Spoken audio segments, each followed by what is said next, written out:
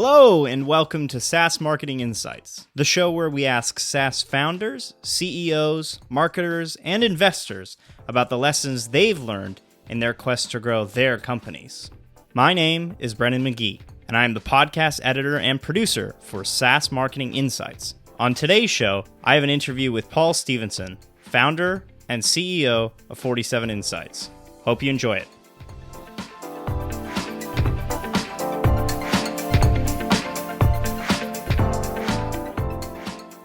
Hello there. Welcome to the SaaS Marketing Insights podcast. I am Breandan McGhee. I am the editor of the show. And as you might notice, the founder and CEO and I guess creator of SaaS Marketing Insights podcast is now the guest of the show this week. We decided to do a bit of a switch around because, he has a business called 47 Insights. This is the 47th episode of the show. Figured we'd do a little bit of a switcheroo. He's even given me notes, so I have to ask those, and that is in part because I know nothing about SaaS marketing. And it's quite interesting to sit behind the camera often and just sit there and listen to what people talk about business a lot, and it's quite confusing. But I pick up what I can and then do with it what I will. But Paul, how are you doing today? I'm great. Yeah? I'm great. Thanks for inviting me on the show. No problem. In fact, I invited you on the show, but you invited me into your beautiful home on Salt Spring. Just moved here, didn't you? Yeah. 2 weeks. 2 weeks. Yeah. And how's that been going? Good. We're all settled in. Yeah. And now need to get down to some serious work. Yeah, so, this is serious work. Doing podcasts. Yeah, for sure. So our first question, actually your first question here for me, is about your business and your role in your 47 Insights company. Okay. So I'm the CEO and founder of 47 Insights. I guess you would call it a very bespoke marketing agency that works with a handful of SaaS companies at any time, typically companies between 1 and 10 million in revenue. They're the right size for us because that size of company has a lot of challenges in terms of wanting to grow and struggling to find ways to grow effectively. So we work with clients like that in Canada and the US to help them grow their business, and we do it in a number of ways, predominantly paid campaigns, advertising, but we also get involved in strategy, SEO and conversion rate optimization. So in that process, I guess you meet like a ton of people then. Yeah. I mean, meeting a ton of people in business and through the podcast as well. And the business has only been going a couple of years. It'll be 3 years in November. So, that's been a great experience, like coming from the UK and setting up a new business here and meeting lots of SaaS founders and marketers and investors even. Yeah, you'd think that it'd be a bit of a culture shock coming to a new country and starting a new life here and then kind of just starting a new business and not really knowing a whole lot of people in a place that doesn't have, because I've been to the UK, funny enough, and it's a very different culture than the West Coast where we're here today.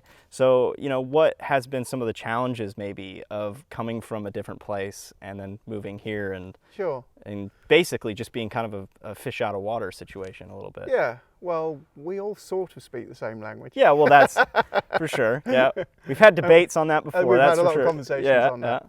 I mean, I don't think the challenges have been, insurmountable. I think for the most part, it's just been, if you turned up anywhere and started, tried to start a business. When I first came here and before I started 47 Insights, I didn't actually know what I was going to do. So I had a design and marketing agency in the UK, which I sold to my team just before I emigrated. And, I didn't plan to start another agency and certainly not a SaaS marketing agency. But what happened is I turned up in Victoria, BC. That's where I emigrated to. That's where we really wanted to move to. And I just started to go to business networking opportunities and speak to people and try and understand, what people were doing and, what the challenges for them in business were. And I kept coming across the same thing. Victoria has a number of good-sized software businesses, and they were all having problems or challenges with marketing. And so I started talking to those guys, and once I was able to engage with them and understand their problems and start suggesting solutions, that quickly turned into engagement with one, and then sort of word of mouth happened, and I soon found I was working with a number. Yeah. So it's my understanding that you were with another business when you came to Victoria, and shortly after that you left that and you started 47 Insights. Now, being the CEO and founder of the business, do you find it a bit of a relief that you got to kind of pick your businesses that you want to work with and then drop the ones you don't really want to and things like that? Drop sounds a bit harsh. Yeah, I mean, like, you know what I mean? Like, you kind of be like part ways with them as if, just for I think business that's always reasons. a kind of mutual decision anyway. If you're working together professionally, you either deliver value or you don't.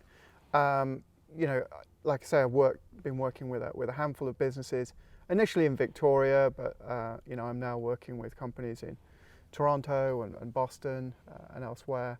And it's been an interesting journey to find the right size and the right fit.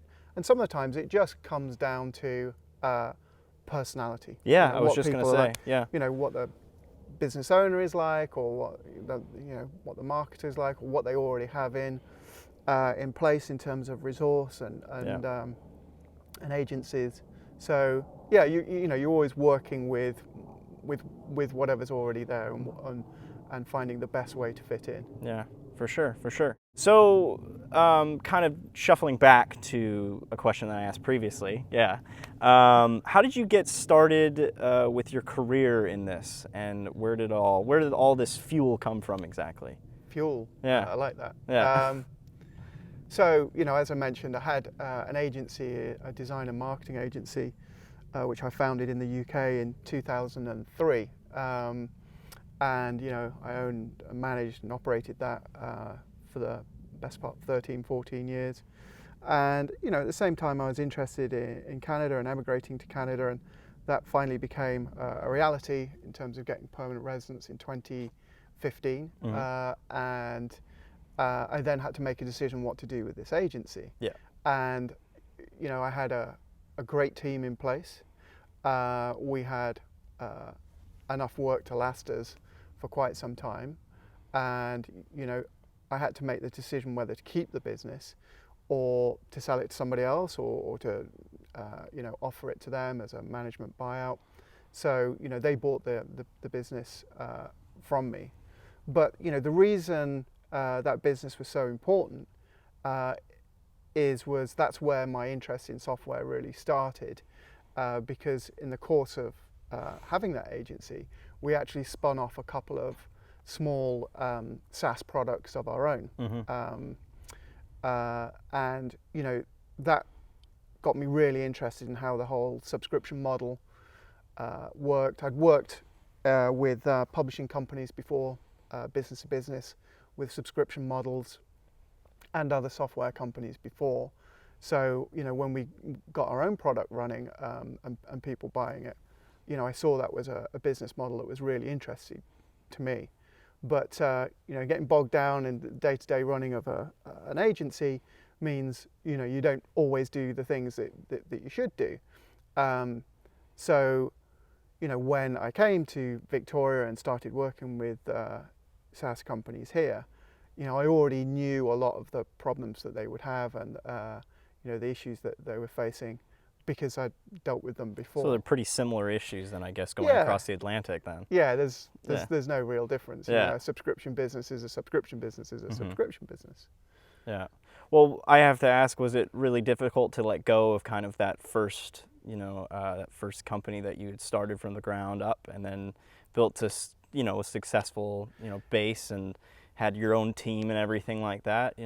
Was this your first business? No. Cognique? That was the name? Yeah, that wasn't actually my first business, but Yeah, it was hard to let it go. You know, the thought I had in my mind is, could I really run a UK-based design and marketing agency if I was in a time zone 8 hours behind? It's a good question to ask. And the answer is, I just didn't think it was possible. Yeah. So, you know, that's when the decision came to sell the business to my team. Yeah. And, you know, initially it was difficult. It was difficult for them. You know, they had to really think about what they wanted. Yeah. But it soon became apparent that, you know, they were up for the challenge, and you know, we were able to transition me out of the business within 6 months. And when I left, those guys had like 9 months worth of project work to deal with. So, you know, they didn't miss me for quite some time. Yeah. Yeah. And, you know, when I go back to the UK, we still go out and have beers and, you know, have a really good relationship. So that's always important. it's a good team. Yeah, you know, They looked after me, and I looked after them. Do you ever, you know, contact them in regards to business advice or anything like that, or check in with them and see how the business is doing, and like as of now? Pretty much like deliberately sort of left them to their own devices. I wouldn't want, if it was me, you know, the boot was on the other foot. Yeah. I wouldn't want someone checking in too much Yeah. with me. But, you know, I go back and I see the business, and I see it's prospering. Yeah. That's you know, always good. It's a good feeling. enough. Yeah. That's a great like personal legacy. Yeah. Yeah. But, you know, when I created 47 Insights, you know, I deliberately didn't want to create the same kind of agency again. So it's a much more modest business. It's basically mostly about the consulting that I do, and then I get you know, 1 or 2 subcontractors involved to help me out where extra resources are required. But it's a much sort of smaller and leaner and meaner operation, if you like. Yeah. Kind of going back a couple seconds back there, you said you didn't want to start a business that you had already, you know, made. Was there a reason behind that? Did you want something? You wanted a different challenge? Is that kind of where that came from, or is it just kind of pursuing more of a passion, like you had said earlier, is getting interested more and more with software and seeing that as a subscription service being more interesting as a business foundation? Yeah, I think, you know, lots of reasons. I think probably it's time of my life. You get to a certain age, and you think, you know, you've achieved certain things, and you think, well, I don't want to necessarily go down a path that I've been down before. Yeah. And yeah, you know, I have a certain amount of, you know, personal freedom to, you know, work with whoever I want. You know, I don't have any big expenses in terms of like carrying, you know, employing a great deal of people. So just me. Occasionally. Yeah. So, you know, it's a luxury, really. It's very nice to just, you know, cherry pick who you want to work with in terms of clients. Yeah.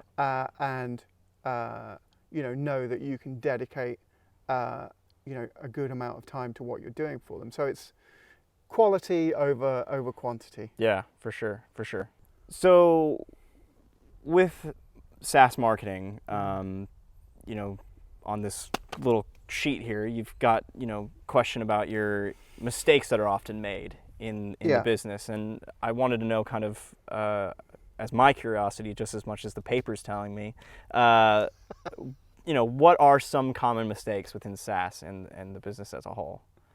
So, you know, I can't obviously comment on SaaS overall. Yeah. But in terms of marketing, the mistakes that I see, not necessarily clients, but in the industry, there are a number of things, depending on the size of the business and the stage that it's at.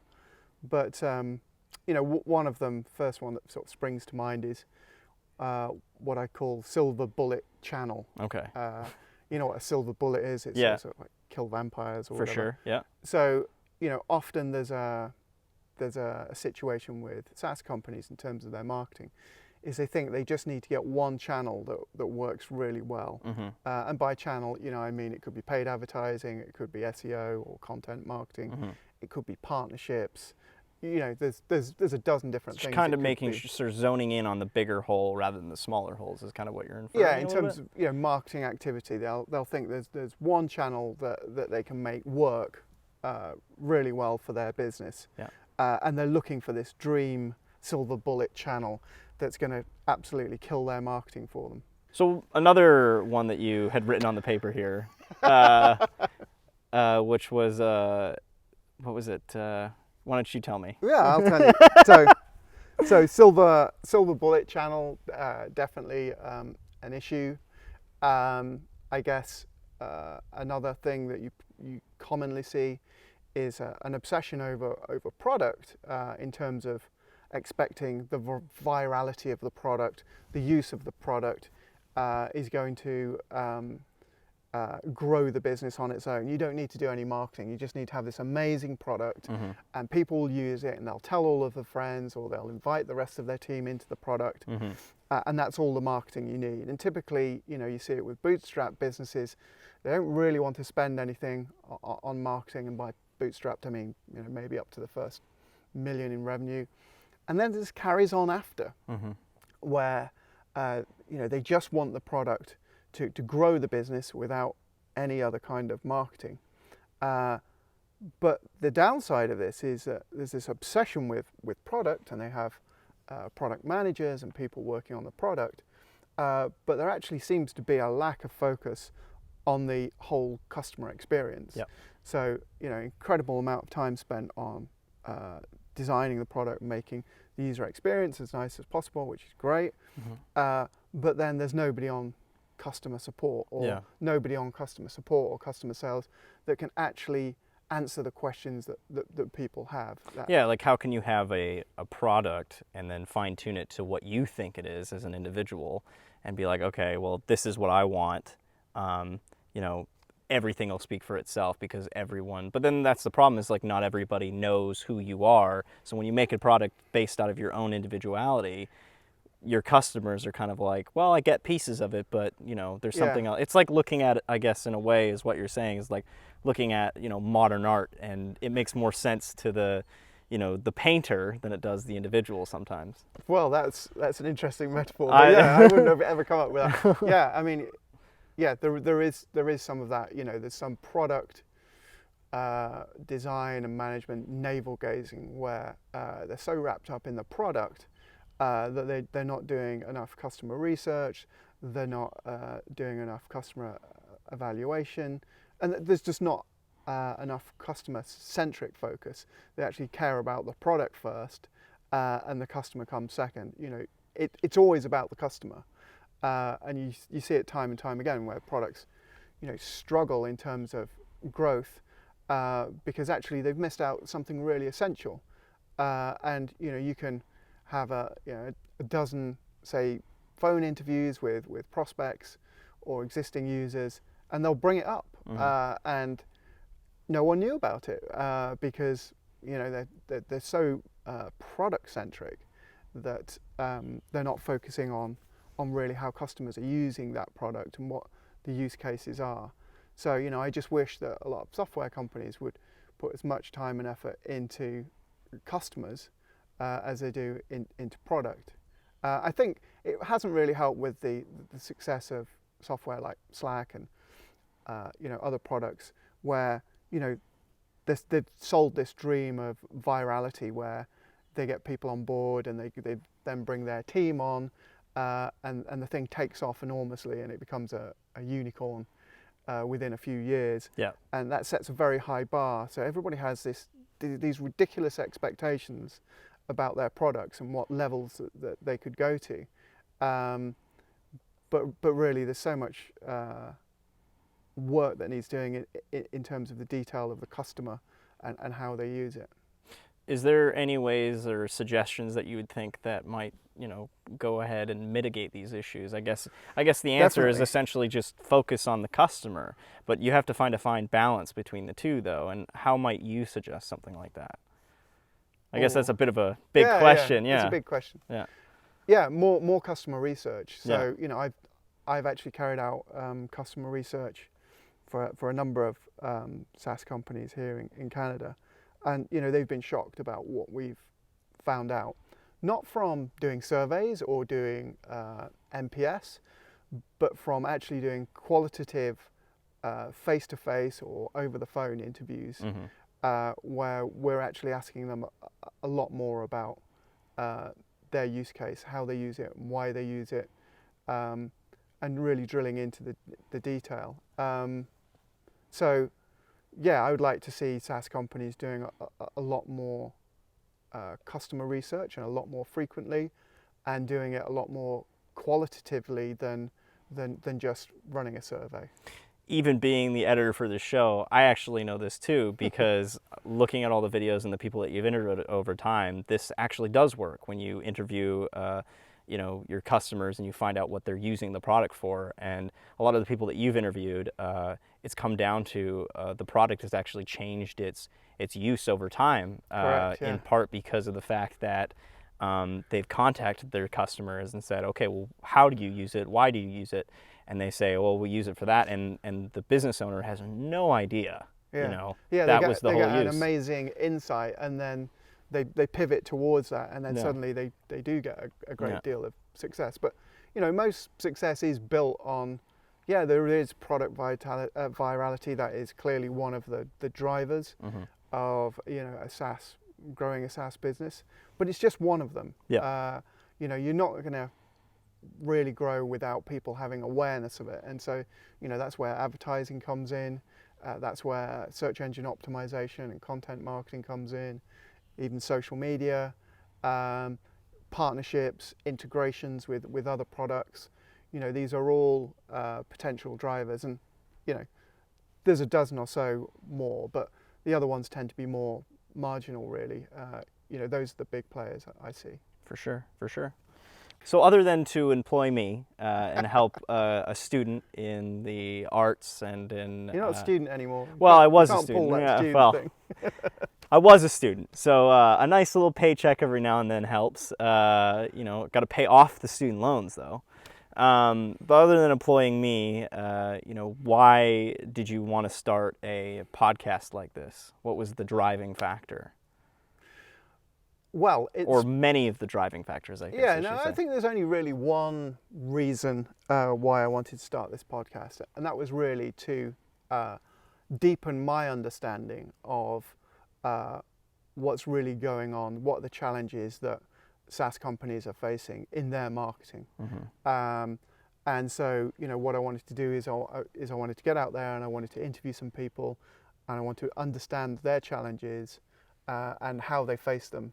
What they'd done in their marketing, what worked, what didn't work, and also to understand the stories, because the subtext to SaaS Marketing Insights is, there are insights in the show in terms of snippets about what people did and what worked and what didn't work, but the show is not just about that. It's actually about the people. For sure, yeah. And I can think of a number of episodes where the backstories to people. Fascinating. How they started in SaaS. So, Paula starting off as a chef. Yeah. There's been any number of people that they didn't plan to go into SaaS and into marketing, but they went down a particular path, and they're learning this stuff as they go along, and we're all standing on the shoulders of giants in terms of reading up on what works and following best practices. But I think the stories of how people got into their roles and what they're doing within that is just as interesting as the insights. Do you find that your story maybe is just as interesting as the rest? No, or? I mean, I really, we're doing this reverse interview. And it's a bit funny and ironic, and that was one of the things that I wanted to get you in front of the camera. But really, I don't think people have a lot of interest in me. I'm just there to facilitate the storytelling, really, and get that balance right. I think it's interesting, but between the personality of the guest and the role that they're doing. Because if people just sat there and said, here's how we're growing, here's all the numbers, here's my KPIs, it gets boring. yeah, it gets boring. You know, you want to tease out the human story, I think. Yeah, well, and that's also part of, I mean, you could say is a part of selling your own product as well, as getting people to know who you are so they can better understand how to use the product potentially, you know? Yeah, yeah. I mean, a little bit. I don't know. Yeah. I'm just kind of shooting in the dark here. Yeah. Yeah. But well, yeah, that's a good way to start a podcast. Yeah. So with all this talk about 47 Insights, what's the future of the business, and where do you see it going? And do you see yourself inviting more people onto your team in the future? You're a bit secluded here on Salt Spring, but kind of, giving yourself a little bit of a, obviously people are going to have to work remotely, but what do you see with this business in the future? Yeah, I think that's a good point. You know, I have deliberately secluded myself away. I do see bringing on more people into the team. I see it as a 100% remote business, agency / consultancy. I don't really want to grow it beyond a certain size, so I see a small, tightly knit but remote team. And I see us maybe working more holistically with clients, starting from their strategy of where they are, what their aspirations are, what they've tried in terms of marketing and haven't tried, and actually helping them to grow, looking across a broader range of tactics. So for the most part, so far the business has been focused on advertising, and that's worked really well, and that has come as feedback from working with existing clients. So I quickly found within the first year that 80% of what I was doing was running ad campaigns for clients, and that was the thing that was making the difference for them. But I've been doing SEO since 1995, which is like the dark ages, the beginning of time in terms of SEO. And I've been doing that consulting, but I don't really talk about it much on the website. And conversion rate optimization has also been something I've been working on for the last 4 or 5 years. And I think probably working more holistically, as I say, across paid, search engine optimization and content, and conversion rate optimization would actually provide a more rounded service to clients. I've got some thoughts about how that can work. Now, through the show, we've seen a lot of other businesses work remotely and things like that. Again, going back to you living on this island, do you find that going to be a bit of a difficulty in regards to, because I know the type of person you are and kind of the work that you want and the standards that you expect with, because you're pretty serious about it. You're a fun guy, but you're very business, you like to run a tight ship. Now, do you see that being a bit of a difficulty going down the road at all, having more teams come on or another team come on later on, or? I don't think so. I think there's a lot to be said for the art of delegation, and I think it's just being very clear with people about what our processes are, what our standards are. I don't think it really matters where people are in terms of remote work, as long as they share your standards or my standards in this case. So it's all about finding people who have the right mentality, the right ability, the right analytical skills, and who can work with the existing process and the standard of work that we want to produce for clients. For sure. Now, asking the question about the future of your business, 47 Insights, I want to ask, for my sake, and my ability to pay rent and all my bills, how do you see this podcast from now? I know we talked about maybe cutting it at 47 and then having this kind of be our finale, but as time has gone on, we've seen a lot of success with the show, and we've seen a lot of people gaining interest in it, and In fact, a couple people I've noticed were listening to your show and just kind of out and about. And 2 things listeners. Like that. There we go. But you do have a listening base, and people want to hear the stories of others as you facilitate those, for everyone to listen to. Now, where do you see all this going? Do you see it, taking off some more, or is this kind of it for now? That's a really, really interesting question. And, I have to say I'm conflicted about what to do. Yeah. And it's obviously something that, we'll continue to talk about. Of course. But, my original aim was to use it as a vehicle to get to know people in SaaS companies and understand their marketing challenges, broaden and deepen my network. And for that, it's been fantastic. Yeah. And so, that box is ticked. Yeah.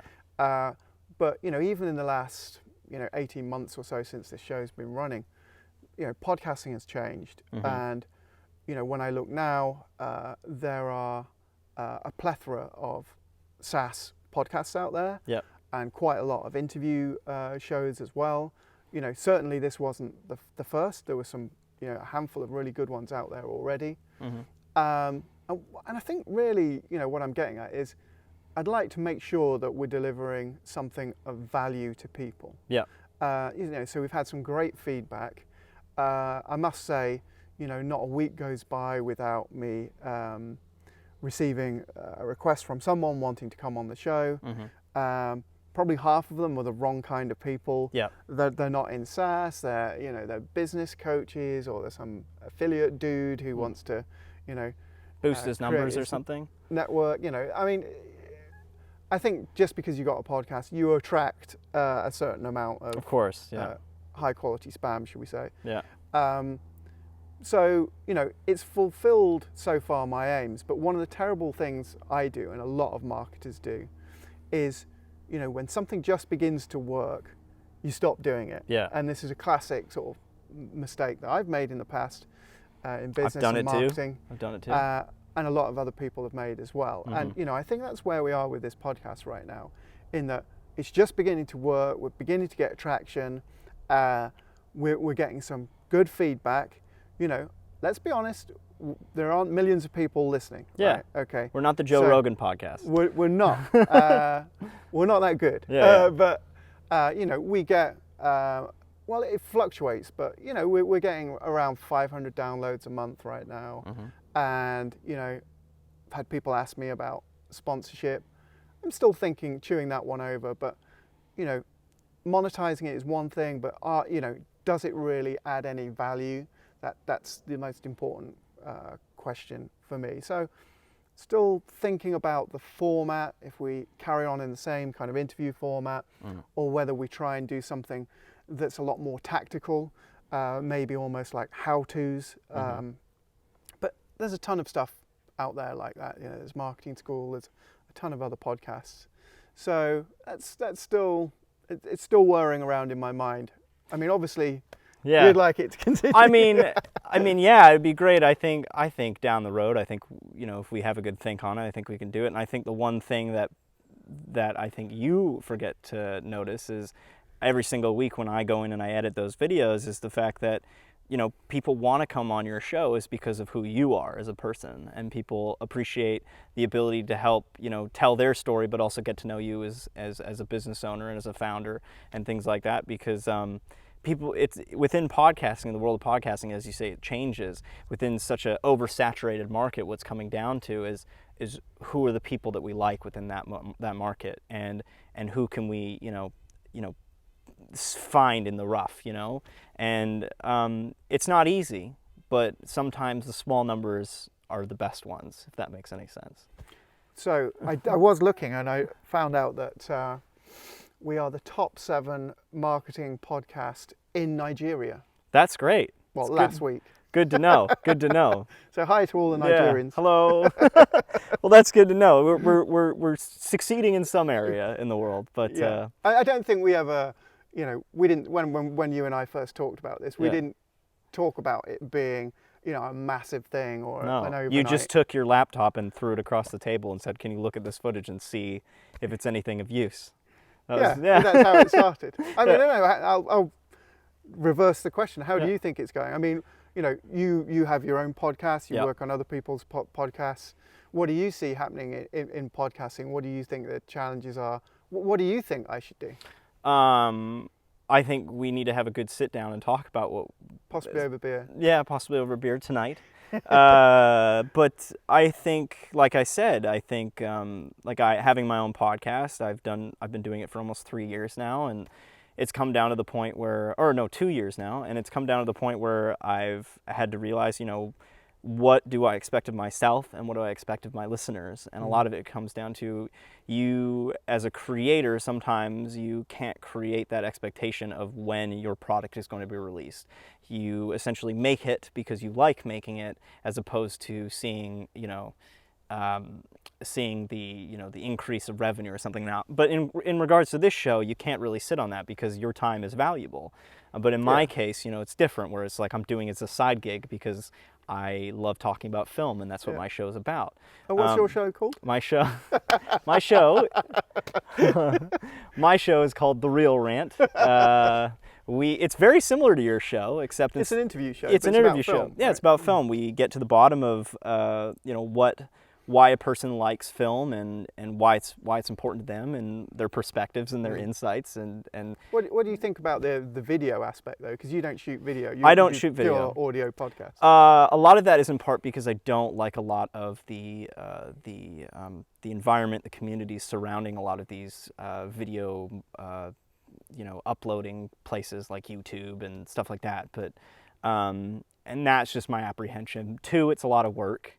It's more work. It's more definitely, work. With your show, it's easier because we just take both halves of it, and we just I subtract the video from one and throw it up as a podcast.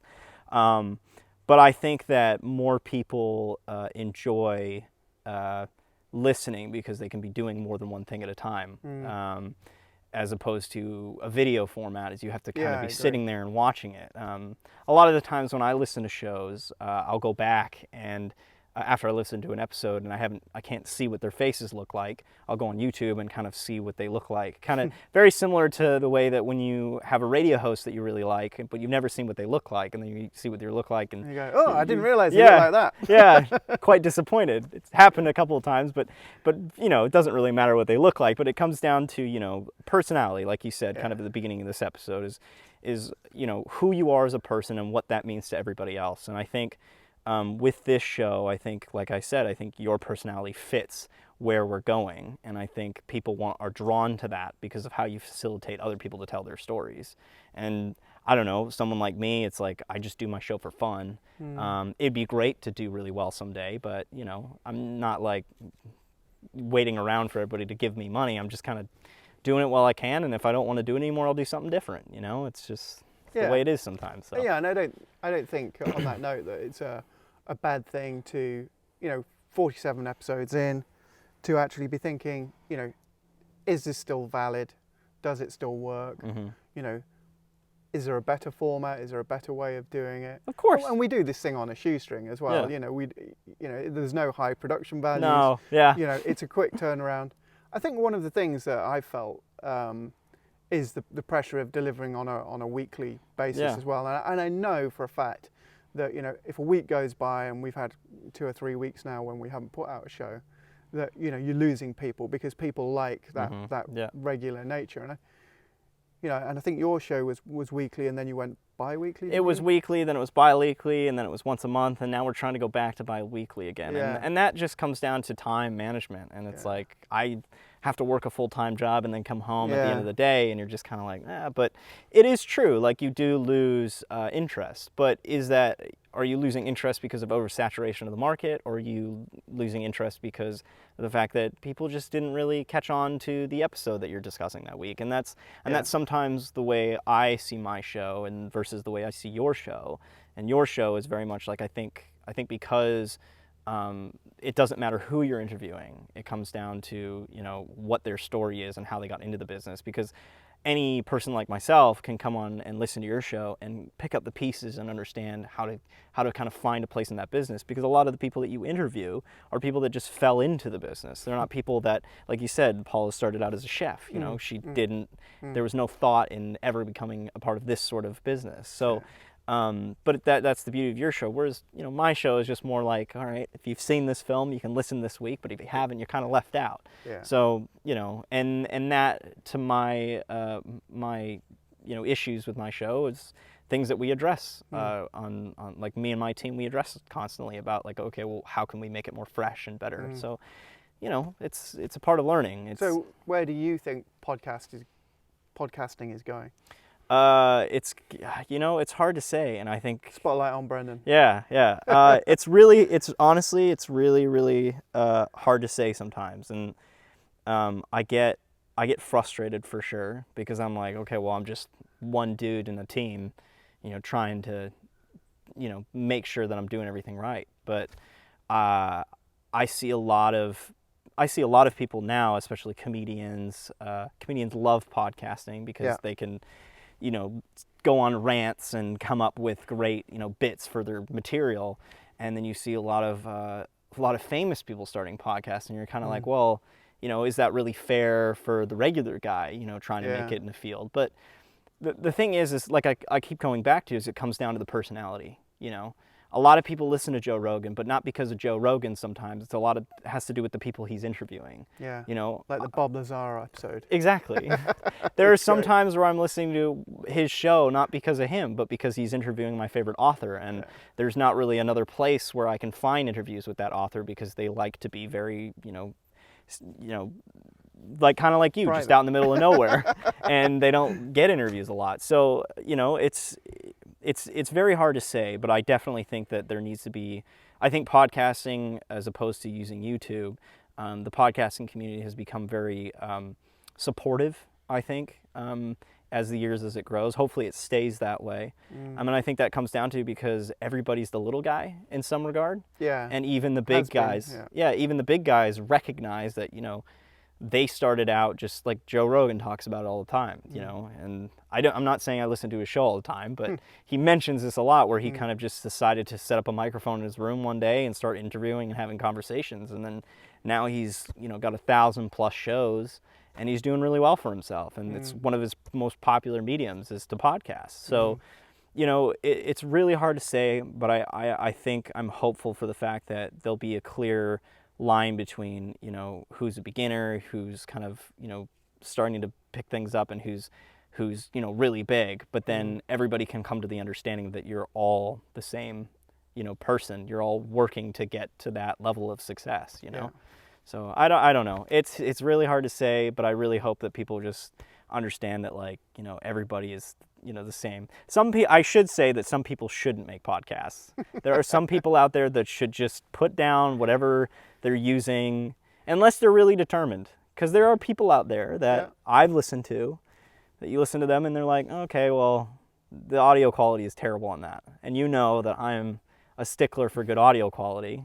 Well, the sound has not always been good enough. It has not. That's not your fault. That's not my fault. You haven't been around when I recorded. A lot of your interviews have been done over, you know, remote. In a conference somewhere. Conferences, there's lots of people yelling, but that's my biggest thing, is audio has to be on point.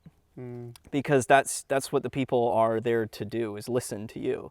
They're not, that's part why I don't do video, is because if, you know, I edit something. You compromise then. Exactly. So, you know, you do what you can in the time that you have, and that's what we've done with this show, and I think we have, and it's been a great deal of fun. Yeah, it's been a great deal. It's great fun. And I think I just have to work out if it's of high enough value to people to carry on.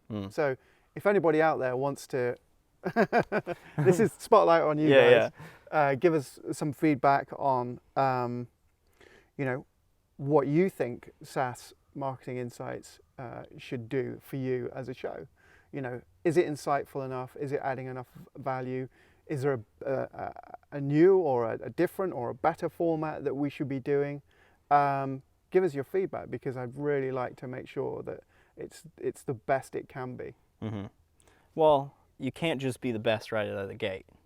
So we'll try our Can't best. even be the best after 47 Yeah, episodes. but we try though. We try. I think we're doing pretty well, and I think that if we keep on going, we could take something with it. But that's not because my wallet's screaming. But thank you, Paul, very much. It's been great. Hopefully, continue working with you. But You will. Yeah. This has been fun, and this has also been. What is the name of the show? Why don't you plug the name of the show? This is SaaS Marketing Insights podcast, episode 47. I hope you enjoyed my conversation with Paul. For more info on 47 Insights, please visit www.47insights.com. And for more info about this show, and to get our links to iTunes, SoundCloud, Stitcher, and YouTube, check out www.47insights.com. And if you have any SaaS marketing insights you'd like to share on the show, please get in touch. Until next time.